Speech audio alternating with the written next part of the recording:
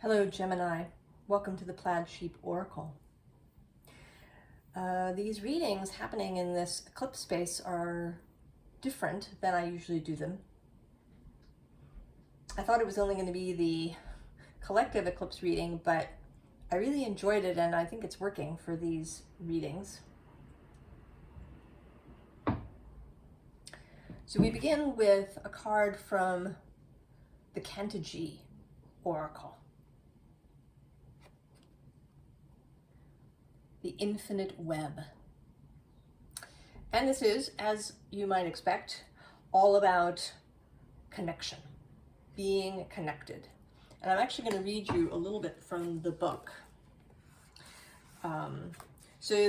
Each card in this deck has quite a lot in the guidebook. There's a whole sort of little scene that's set, and there's symbology and guidance and using it as an icon, as a portal, as a creative prompt. Lots of stuff. But I'm just going to read a little bit. So you've been out walking. You come upon a tiny spring that forms a pool the size of a puddle. You lean over it intending to have a drink, but something about the reflection on the liquid surface gives you pause. You gaze for a long time, entranced. The world you have been walking through felt alive and vibrant, but something about this reflection is even more vital and aglow. After a while, you notice there are far more spiderwebs in the reflection than in the actual space around you. In fact, the entirety of the reflected world seems to be a vast, intricate web. When you look up from the pool, you continue to see glistening strands connecting each individual plant, each leaf, each twig, each insect, and even you to everything else. No longer just in the reflecting pool, but also in the world around you. You entered this space thinking you were a visitor, separate and differentiated. You now realize you are an intrinsic part of an infinite web. Each step you take ripples outward in all directions, and each wing beat, each falling leaf or seed is subtly felt by you too. So, your reading, Gemini, is all about connection. The facing top of deck card is the voice of the moon. And this is about connection too, about going out and, looking up at the moon and seeing that the moon is looking back. If you have felt alone, unguided, or maybe, because Gemini, you are an intellectual sign, it may have been really easy for you to understand intellectually that we're all connected, that everything is connected to everything else, that you are connected to your fellowship and to source, and that if you, kind of stretch outward and far enough that you become source. And you've understood that in your head, but now you are actually going to feel it. Yeah, there's this heart here.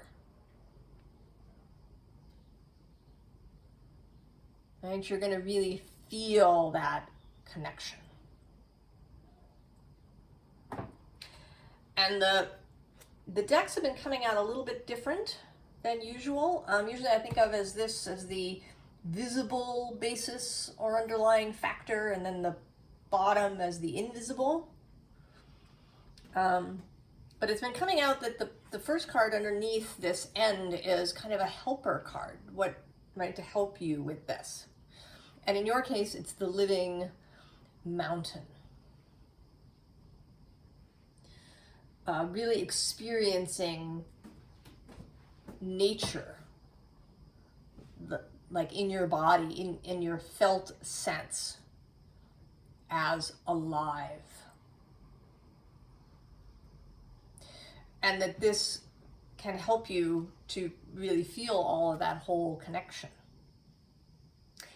And then the other thing that's been different, well, at least with two readings, is that the bottom hasn't actually wanted to show up until today. For you, Gemini, maybe you'll be the only one, we'll see. Because your bottom here is, you are a multitude. Of course you are, Gemini, you know that.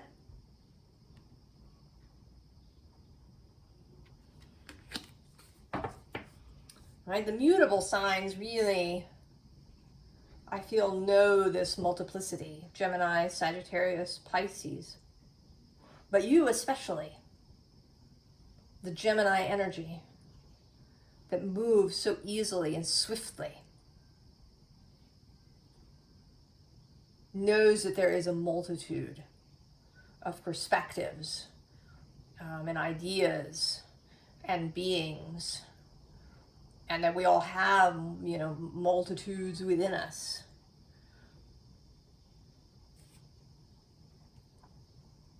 So kind of in an exposition of this, we have the Chariot.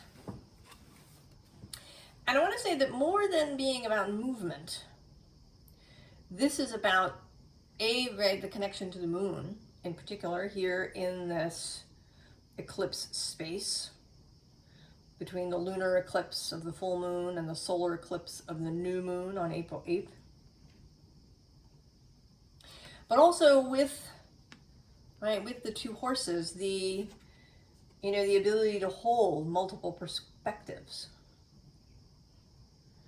to really lean in to your skill set, Gemini. And your helper card, first of all, the Hierophant. Personal authority. Not requiring other people's approval or admiration or permission to know what you know. And also the Ace of Cups. Love. That this viewpoint that you have, this perspective, is born of love. That you can feel that for others, right? That this knowledge of your connection to everything means that you're not separate.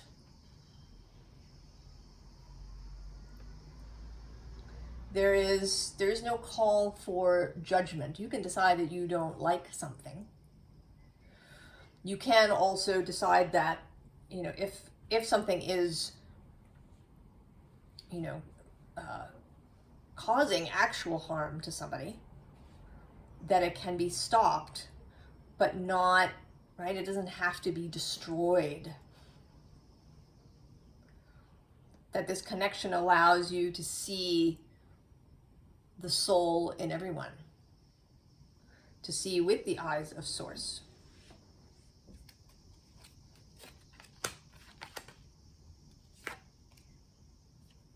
Two of Swords, decisions. And again, this sense of, right, multiple perspectives, and you get to choose what's right for you.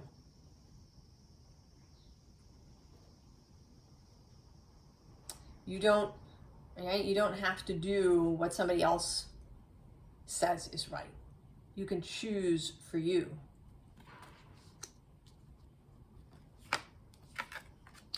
And with the Six of Cups, innocence.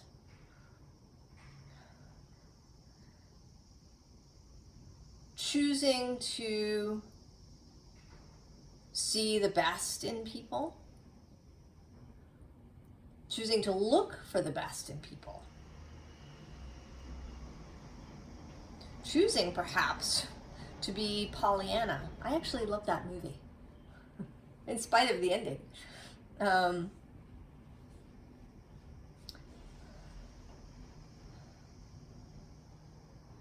The choosing to look for those things that feel good.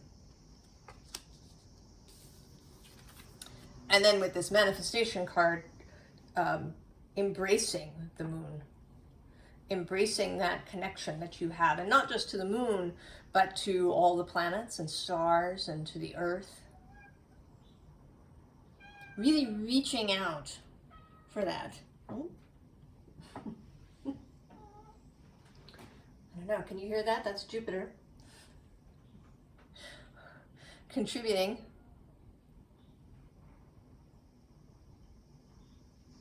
I think he's lost his toy. it gets caught under the furniture. So reaching out, holding on to the moon.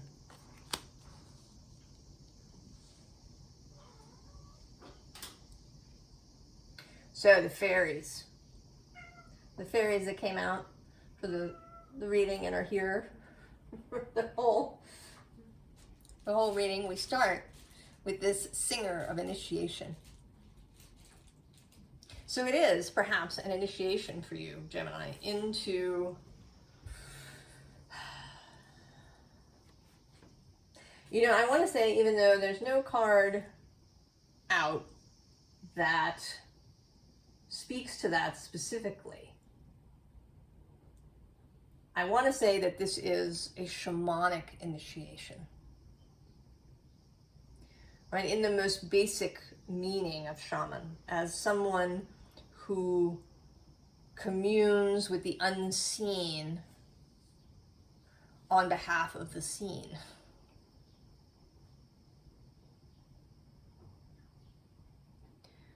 That your ability to tap into the unseen, the invisible world, to feel that connection, to understand it, will enable you to act as a shaman does, somebody who seeks to create balance within the community. And that is for sure an initiation. Now at the bottom, the helper card here, there are two cards. There's the fawn, and I'm going to read a little bit from the book about that. And then there's he of the fiery sword. So a willingness to take action and, right, a use of the intellect in this process. That your intellect is really going to assist you. The bottom of the deck, before I go on, is the singer of transfiguration, of change. But reading a little bit from the fawn book, for the fawn. This is from the starter reading section. Natural magic is happening. When things flow almost effortlessly, this is a sign that natural magic is at work. Enjoy it. A very important part of natural magic is simply allowing the energy to flow through us. This means both giving and receiving freely. Let the energy flow. Don't push it. Don't try to control it. Just dance with it. Trust it.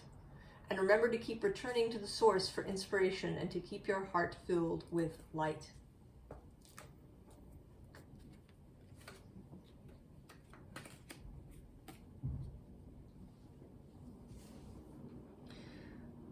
So here, the underlying of the next deck, not surprisingly, she who flows.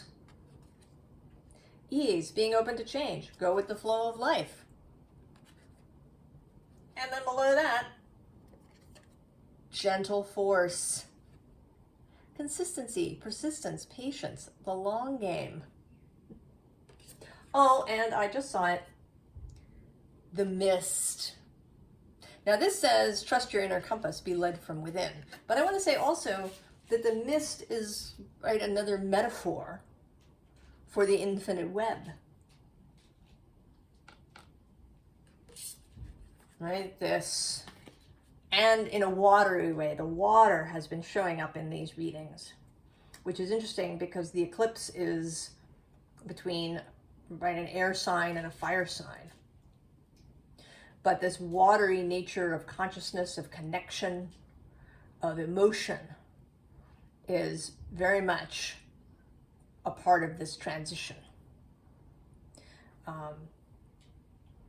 That maybe as a balancing force, and also because Libra is part of relationship. Right? Libra is about harmony, like water seeking its level. Now the bottom of this deck, naturally, is the portal. Yes. And then we have the Muse Tarot with the Hierophant coming out again. And this time, this is a kind of, one could sort of call this a shamanic feeling. I mean, this figure, right, is much larger, has a kind of a deity feeling in comparison to this person. But this, right, this notion of being connected, not just through the crown, but this person is naked. So through all aspects, through all parts of the body.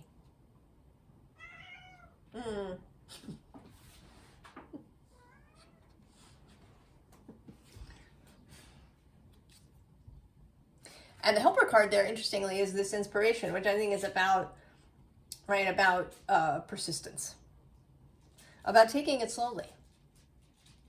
You're not going to become, you're not going to have mastery of this shamanic way out of the gate. There may be an initiation, but then you're going to learn. You may make some mistakes. You're going to learn new things as you go.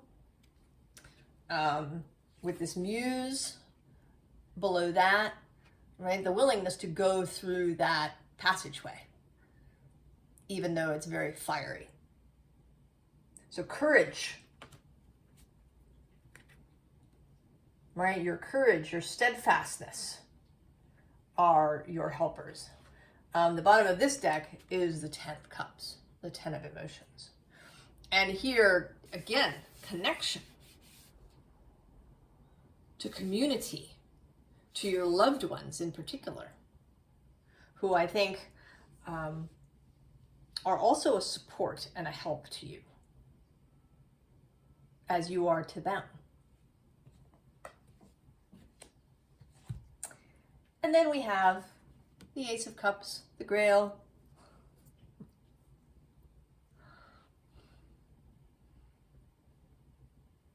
the light within you, seeing with the eyes of Source. And then actually I didn't mention the deck at the bottom of this, or the card at the bottom of this deck, which is perspective. It's the Hanged Man in this field tarot.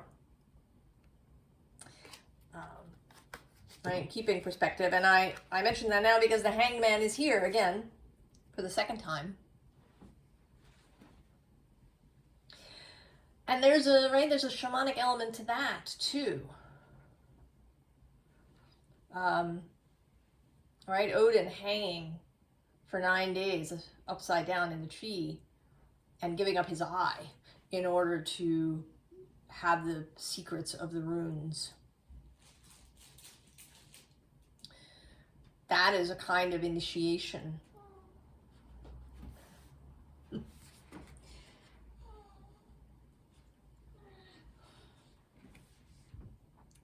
That is an initiation too.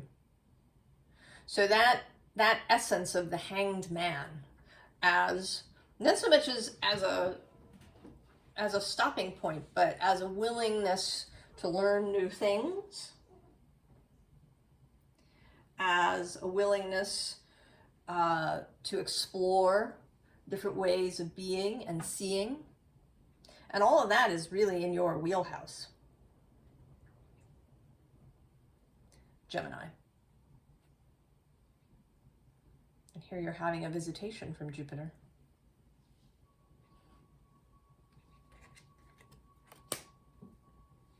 Now, the bottom of this deck, interestingly, is the Panther. And this kind of goes with that he of the fiery sword,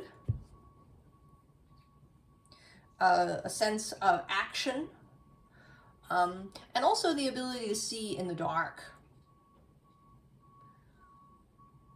the ability to see in places where others might not, right? To go into that invisible space on behalf of others, to see what others don't see.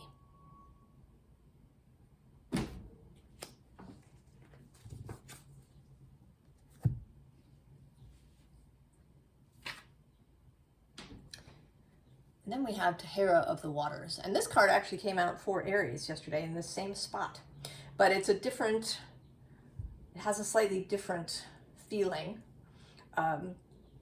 Really about the water.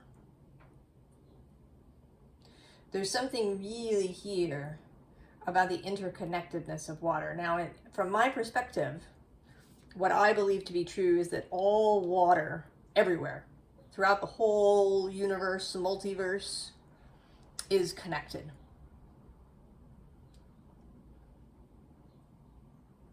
It's one of the ways that we are connected to each other is through our water. Because the water in my body is absolutely in connection to the water in your body. Water being a mystical being. And there is this healing aspect, the healing aspect of water as well. I don't know, Gemini, if this, right, this sort of shamanic idea of you creating balance and interceding on others' behalf, if this is going to be, you know, like a profession for you, if people will come to you as clients. It may just be that you kind of do this in whatever space you're in. And it might even be so subtle that nobody has any idea that you're doing it. So it could go, right, it could go either way. But we have forge, don't follow. So again, I don't care what anybody else is saying to you, you get to choose. I mean, you don't even have to follow anything I've said if it doesn't feel right to you.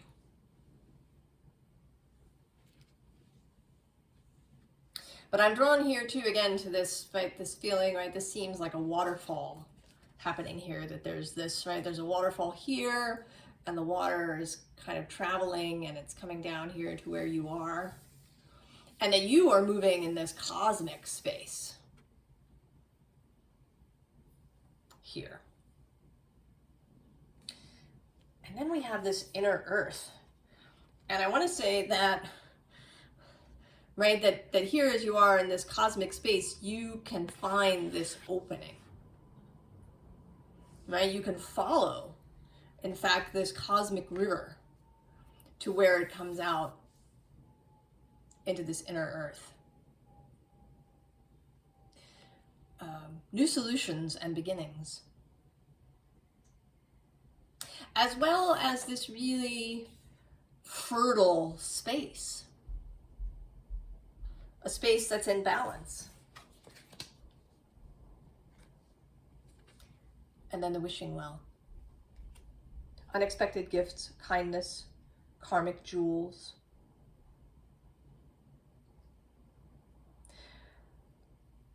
I think that you get to fulfill wishes that you've had for yourself.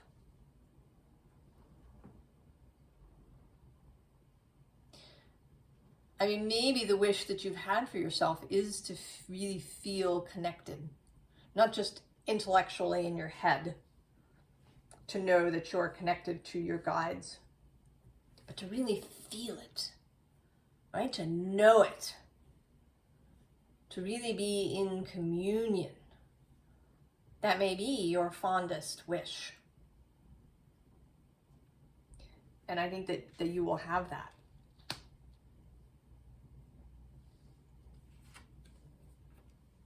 Honesty, of course.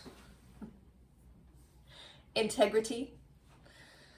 Because there would be ways, right, to use this gift, this ability to feel energy through the web, to be able to see into other people,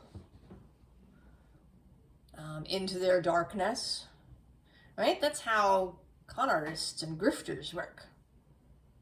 They appeal to that avarice, to getting over on other people, to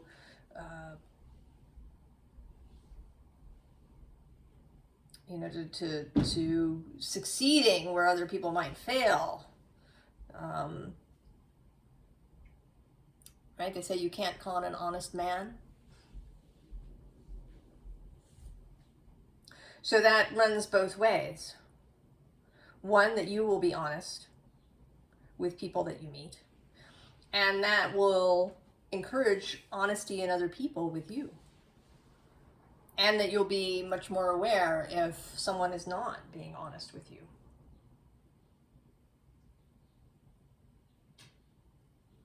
Clarity comes with integrity.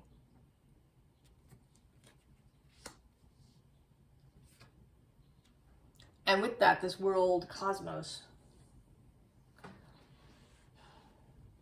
I want to say this is coming out of a space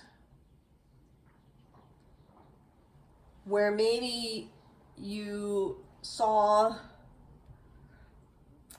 you know, lies and manipulation and all of these things everywhere you looked. That these energies were very present for you, that you were maybe fixated on some of them, on what you were seeing in the world. And that you're crossing out of that. That this is the ending of an era.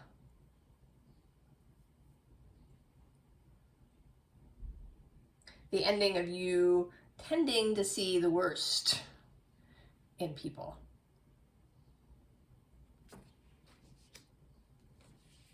And so we get the Hangman for a third time.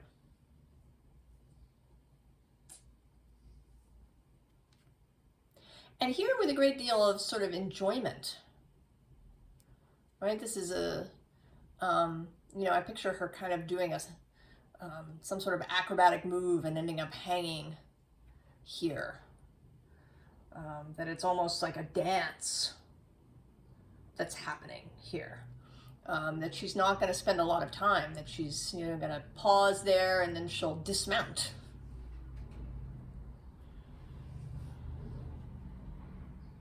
But just having this energy of the alternative view. And also, you know, not even just alternative, but cosmic. You know, with the eye here. That maybe this is a daily practice, perhaps, of returning to that, to the infinite web. Because that happens to us, right? We go through our day, stuff occurs, you know, there's driving to work or taking the subway, there's encountering people, and we can get sort of shoved out of our alignment, shoved out of this perception of the infinite web. So that you may want to, you know, to reconnect. And to do it in some way that's really fun. That doesn't feel like a chore, like something you have to do. That it's fun. You know, maybe it's a creative practice. Or it's dance.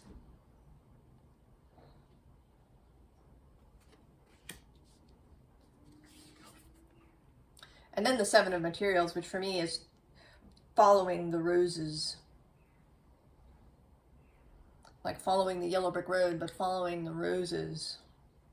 Following that which is gorgeous and scented and Venusian. That's filled with passion and love and indulgence and luxury and sensuality.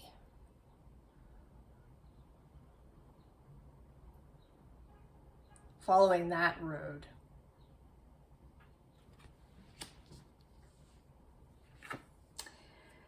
And so then this final row seems a little bit predictive, perhaps. We have the gotcha fairy, who is, as you would expect, about the unexpected. About stuff that just shows up when you weren't looking. And I think that it's all good. This isn't, you know, some nasty tower coming to bite you on the ass. These are some good surprises. Because we have the Page of Wands, the princess, the daughter of Wands. Here shown with this flowering wand.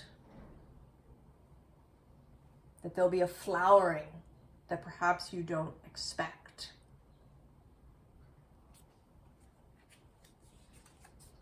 And then the horse, who for me is about freedom.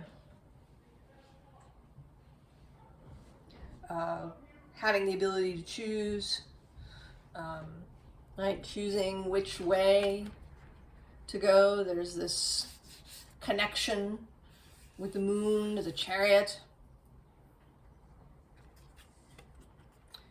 Really, right?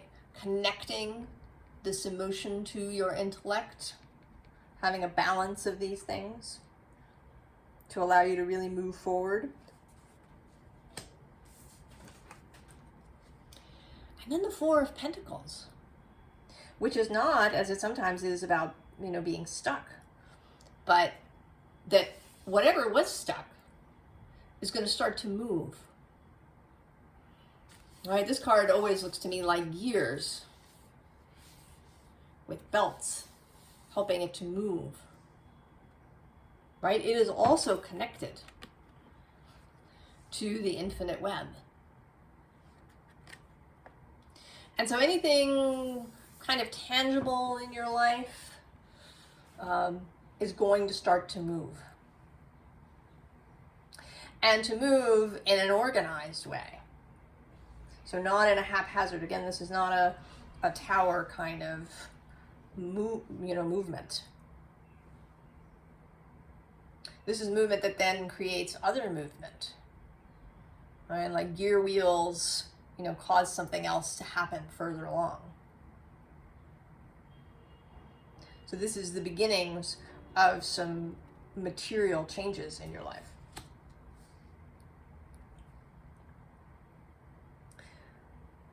So for these readings, I've been pulling a few extra cards at the end, just as a little spontaneous advice. So far, they've all wanted to come from this Shadowscapes deck. Why did I say that? From this Shadowscapes deck. It does have a bunch of fairies in it. So maybe that is why. But let's see, for Gemini, a last message.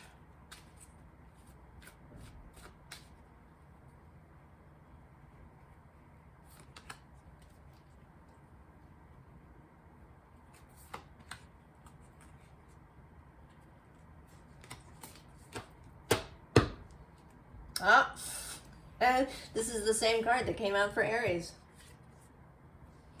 In fact, the two cards have stuck together. The Nine of Wands, my cosmic heavenly host, ready, prepared for what you want to create. And the World card. The new world. The ending and the beginning. And then at the other end of the deck, we have the Five of Wands, which in this deck is my quantum space card. Another symbol of interconnectedness. Oh. The Magician. Creation associated with Mercury, Gemini energy.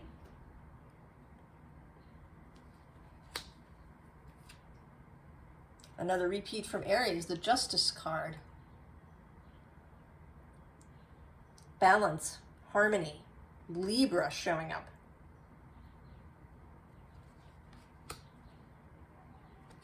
And then the Queen of Wands, inspiration, passion, inspired action, and Aries. And she was also in the Aries reading in a different spot. So also, right, a sign of the connectedness of all the signs.